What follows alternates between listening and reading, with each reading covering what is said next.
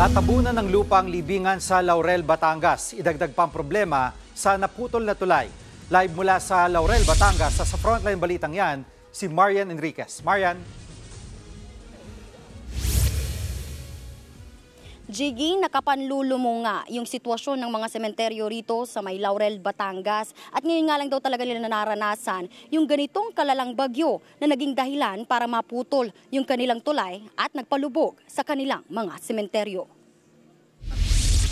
Bit-bit ang mga bulaklak, kandila at mga pagkain. Naabutan naming tumatawid ang ilang mga residente sa malaking ilog na ito sa Laurel, Batangas.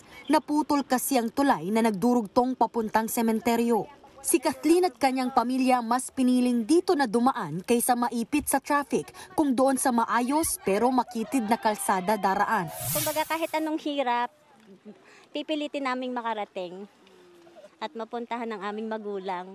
Pagdating sa Lakeview Garden Private Cemetery, ito ang bumungad sa kanila. Lubog sa putik ang buong sementeryo. May mga inanod pang punong kahoy. Pasalamat daw sina Kathleen at may puntod na mapagtitirikan ng kanilang mga magulang.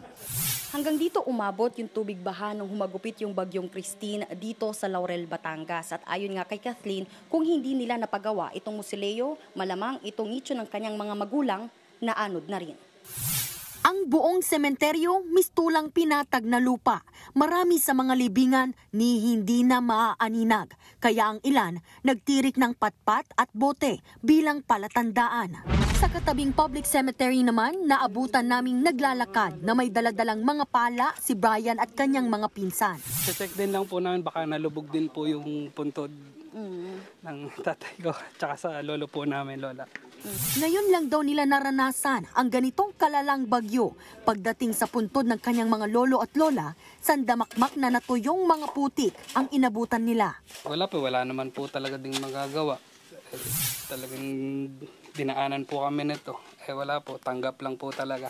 Kahit ang ibang dumadalaw, napasabak sa matindi at maghapong paglilinis. Umaasa silang maayos agad ang nasirang tulay para mapadali ang pagpunta sa sementeryo.